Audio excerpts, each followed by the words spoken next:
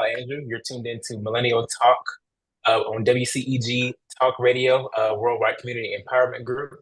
We have a very, very special guest with us, Emana Rachelle. She's an actress and a comedian, and she has been building a fantastic resume since the last time we spoke. I'm not sure Yeah. when that was, a couple of years ago, I but think it's we've been, 2018. I think 2018 or wow. 2017. Something like that. I think so. Wow, you've been we've been watching you and you have been doing very, very great things. And it's just really exciting to see. How are you, first of all, before we get started? I'm good. I Yeah. am in New York City. We finally got our first real snow. Yeah. So I am snuggled in, which is weird because we usually get snow way before this. So, but I'm good. I'm good. Okay, that's good. That's good. So since the last time we talked, the first, I guess, the big or notable part that you booked was with Insecure. Uh, Yeah, yeah, yeah, and yeah. so how was that? How was that experience? You know, Insecure came at a time where like I was really like, what the heck am I doing? Like, what is happening? Like I was being sent out and I was getting producers' rooms, but like nothing was like cementing for me. And Hmm. when I got that audition, I was just like, whatever, I'm not gonna book this. It even said like in the break, like, please submit names. Like, I know Uh-huh. I'm not a name. So I was like, whatever. My friend Dominique, she coached me on that. And really, what ended up being my final take on my submission for Insecure was she was Hmm. giving me all these notes and I was just irritated. Like I was just like, you know how when your friends are like, they really are forcing you to like step up to the plate, do what it is you say you're gonna do, hold you accountable. Yeah. She was doing that, and I was just like, girl, I ain't got time today. So on that Wow. last take, she had given me a note, and I was just like, and it was really directed at her, which really helped the work like be really specific. Yeah. Um, and I really did not think like I would book Insecure. It was out of LA. I'm in New York. I was just like, whatever. Let me just And turn. I think that's a great testament as to why community is so important. And you have to Yeah, really keep people around you that are going to push you and that can see the potential that you have yet unlocked. So I love that story, exactly. actually. Yeah. Insecure, that's a groundbreaking show. And your role was, I didn't watch the show. I've never seen it. But I know that your role was very close to the main characters. Hmm. Hmm. Uh, so how was it working with Kyla Pratt and um, the main character in the show? So, I mean, what I'll say about Insecure, I mean, I had and to this day, that has been one of my most positive experiences on set. Kyla was Mhm. she was very approachable. She was very real. Issa was great. Issa was really quiet, but Mhm. Kyla's the type of person, and Michael, the other young woman who we were in the scene with, like they're jokesters, and so Yeah. they helped me open up, to help Issa open up, and we really had a good time. We were literally like kiki we were doing that the whole time we were on set, and it was just a positive experience. It really was. I felt supported by the director, Mm. Lacey Duke. I mean, it was a very great experience. So. I loved my time on there, and It looks like y'all were just having fun. Like yeah, and when we even were. you, We absolutely were. We absolutely yeah, were. it didn't look or feel like acting. So No, that's no, really no, good. no. It was fun. It was a good time. So you also on your resume have the blockbuster, The Color Purple. Color Um, Purple.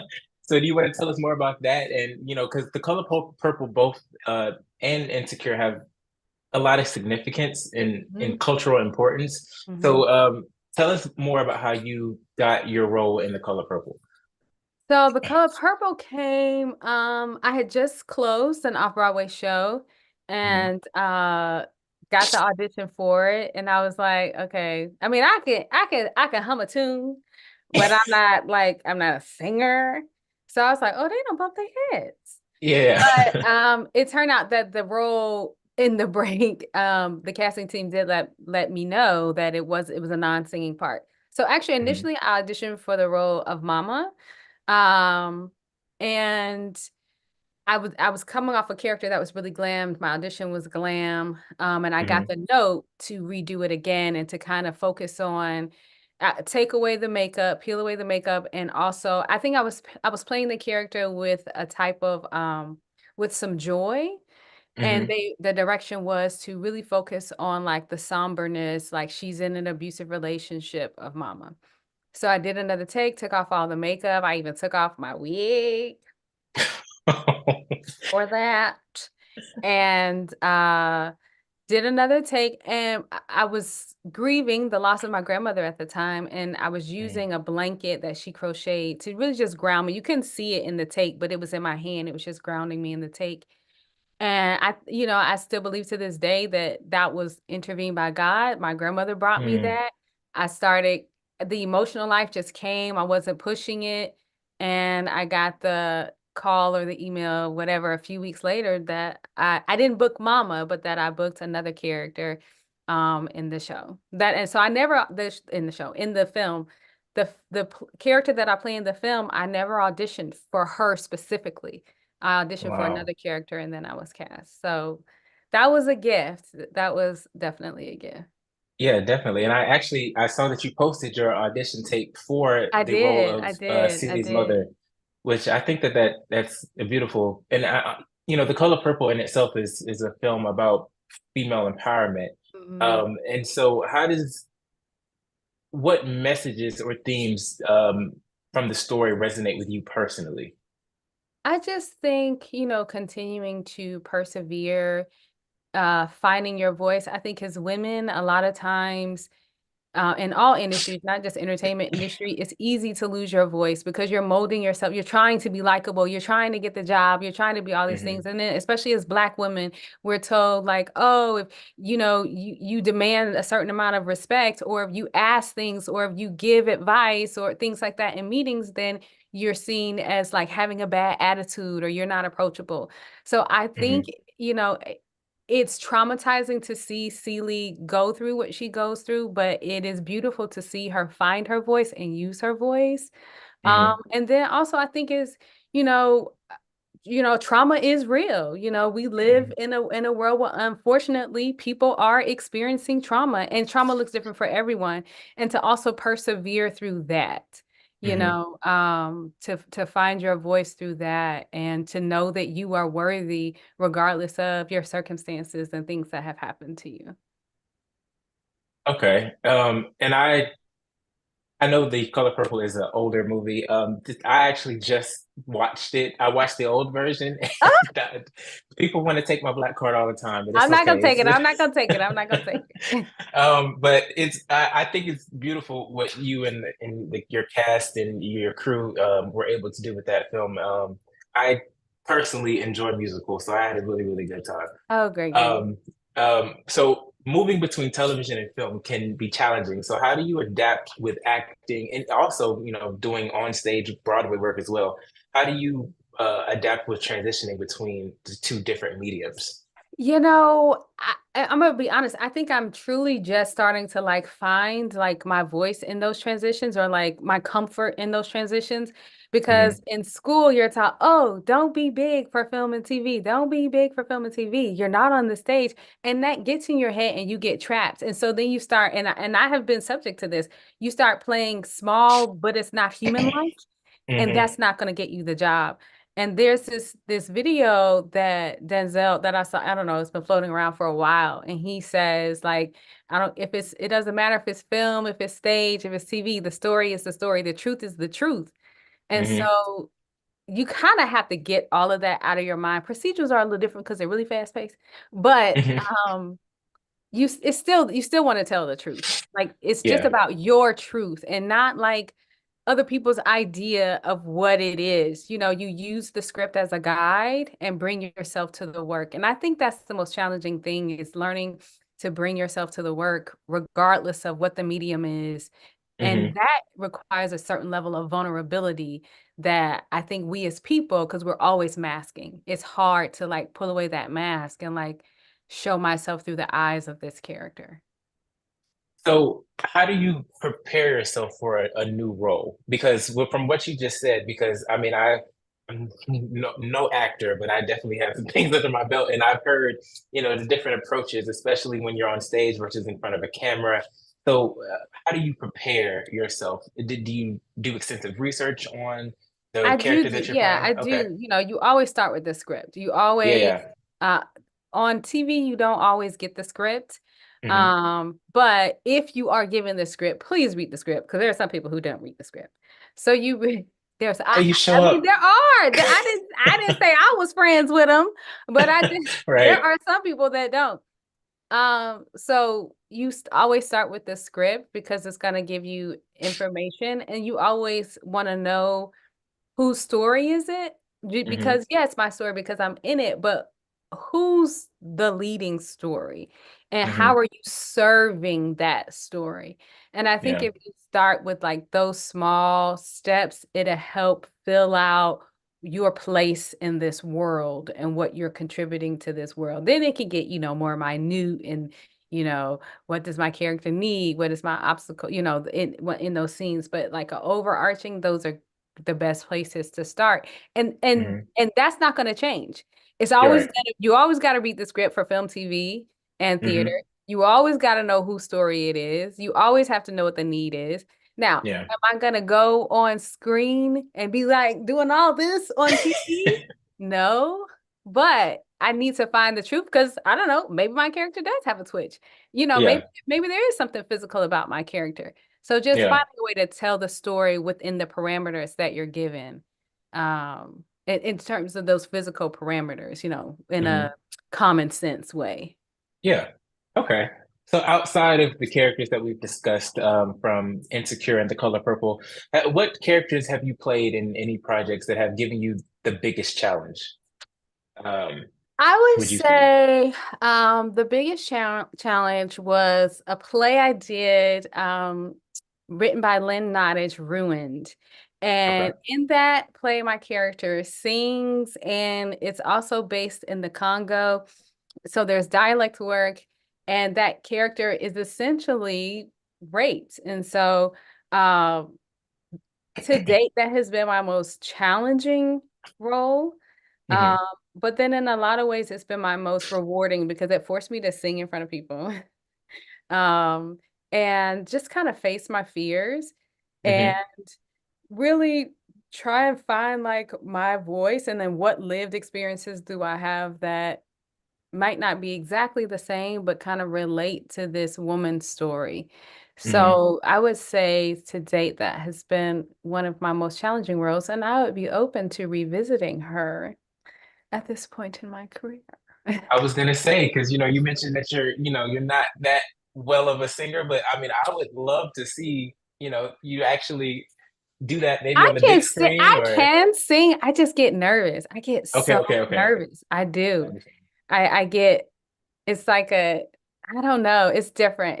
Because like if I get nervous acting, like I know how to cover or you can cover, but Hmm. I don't know. I just get nervous. Maybe I just need to Yeah. see see a therapist. No, no. I think that's a good sign that you're doing what exactly what you're supposed to be doing. Because I like to watch documentaries, and like what if you watch, like, I think Beyonce just, she had a documentary and she said every time she goes on stage, she still gets nervous. And I'm just like, how are you at this point in your career and you Yeah. still get nervous? So I think that, when you stop feeling those butterflies, then you might want to try something else. But Yeah. um, Yeah.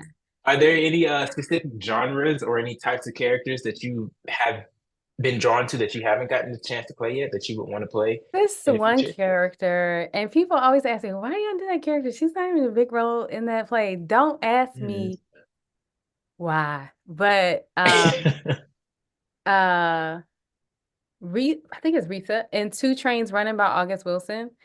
I Okay. don't that character, I read that play in grad school and I was just drawn to her. I was just drawn to her. I have yet to play her, but universe, I am open. We can put it out there. What We can put about it out there. what about that character?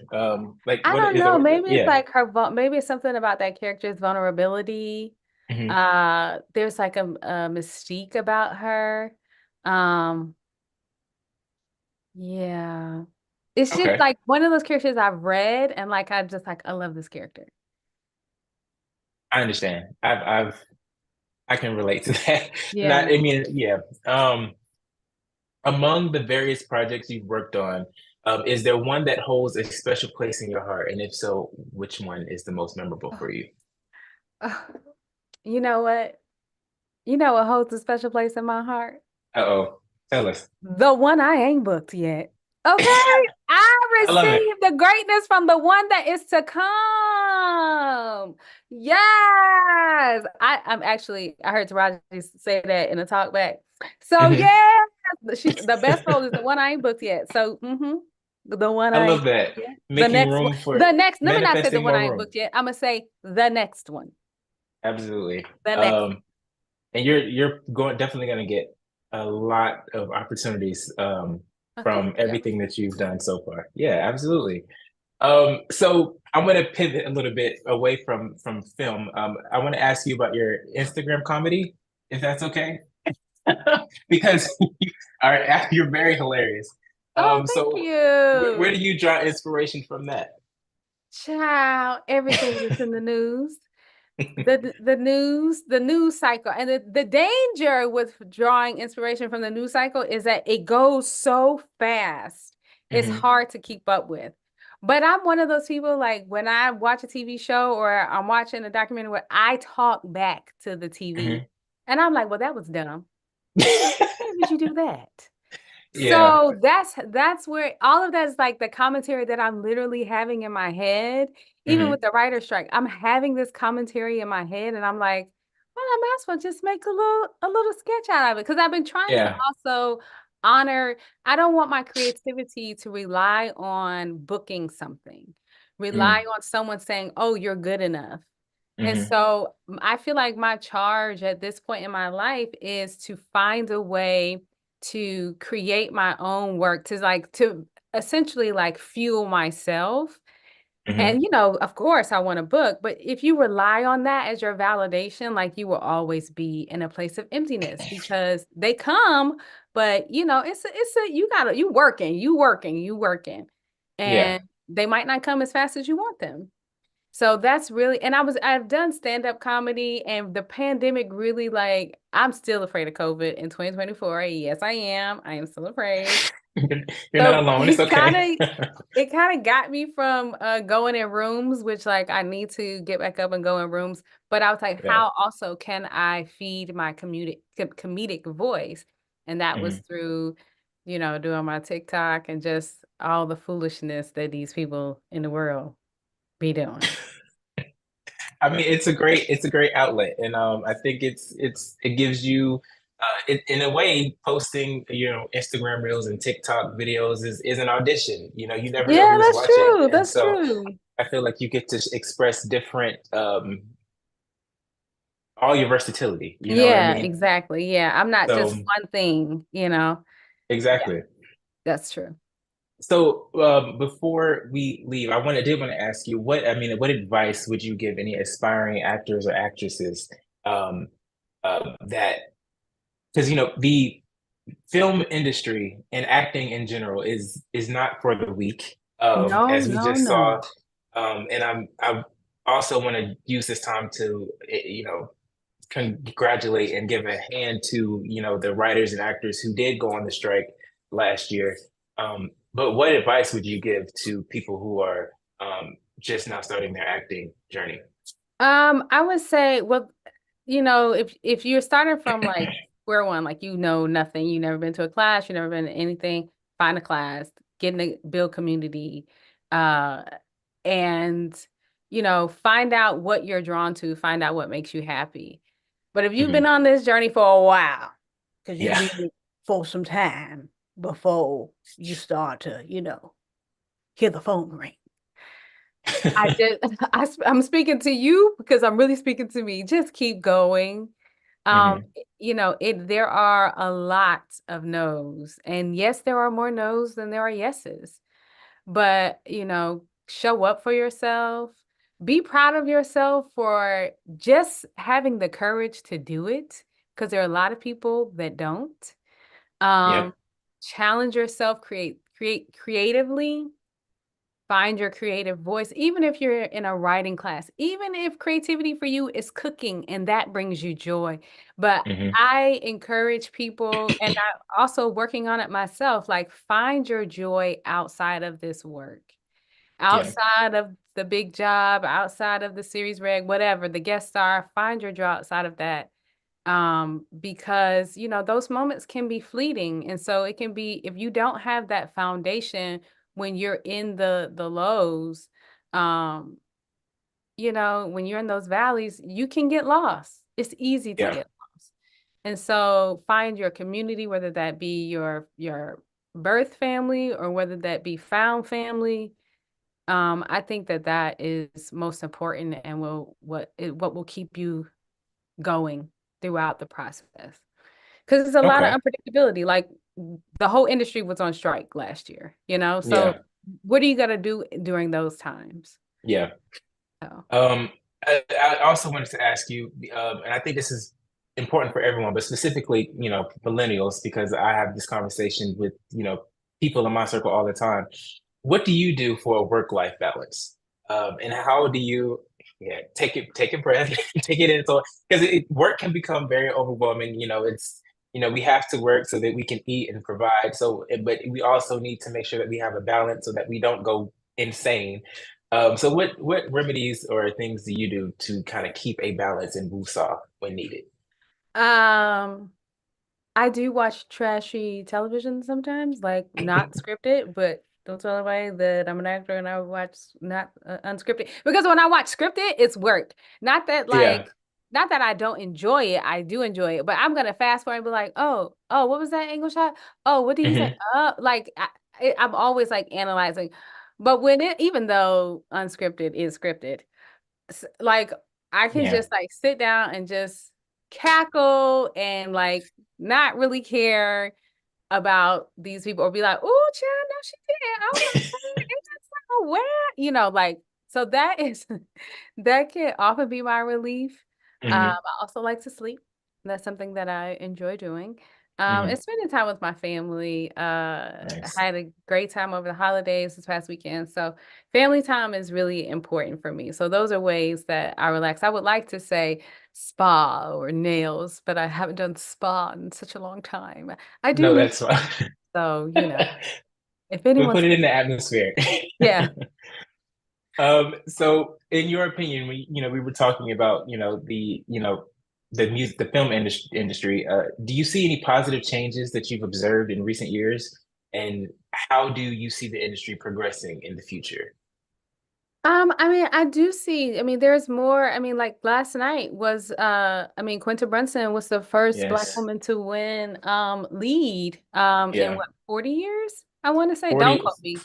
42, 43, something, somewhere in that Yeah. ballpark. Yeah. So, I mean, so there is progress, but also like that's ridiculous.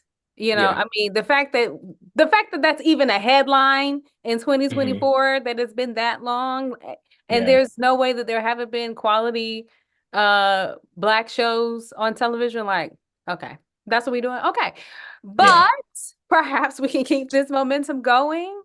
It's I said to someone else, I think Terrence Howard recently, is filing suit. And it's Hmm. unfortunate, but a different industry, same story. So Yeah. there is progress. There's more of us on television. There's more opportunities, but there's still a lot of work to do. And there's still a lot of advocacy, not just in entertainment, but just in politics and everything else. So Yeah. there's change. There people do have more ownership in terms of voices like Insecure. I think Insecure is a perfect example of someone starting from the ground up and creating a show. Hmm. But also we haven't had necessarily another Insecure since Insecure. There hasn't been another Black show to start from the bottom to do that. So I would like to see more of that because the content is there. People are creating content. People are creating stuff on YouTube. I mean, it's happening. Hmm. So it would be nice for networks to see those voices and cultivate those voices. I would love that. And um, Quinta is, in this house, we love Abbott Elementary. So Yeah, Quintus. um, Yeah, I love Abbott. That's a great that we show. were really happy to see her make history last night.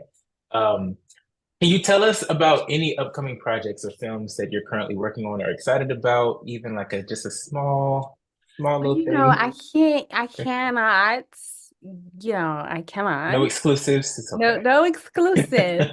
But I can say that I'm writing and creating some of my own work. So that has me excited. And I can talk about that. So I'm excited to see how that evolves. And Mhm. as soon as I am ready to share, you all will be one of the first that I share with for sure. I love my WCEG family. Awesome. We love that. We love to hear that. Yeah. Let me see. Oh, we still have 4 minutes. Okay.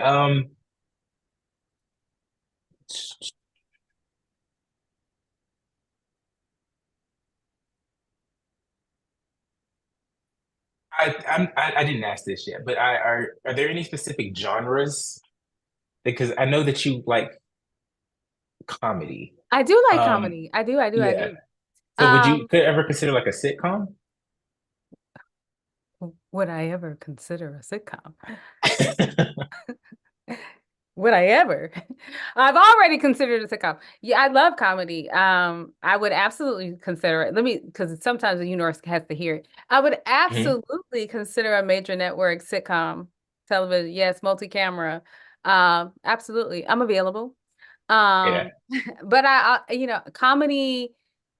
Like my mom would say, like as a kid, I was always like cracking jokes, and my mom would, as a kid, she'd be like, "You should do stand up. You should do stand up." I was like, "No, no, no, no, no, no, no." Hmm. And although I do feel like that's like my internal barometer, Hmm. I like drama. I do. I don't know why.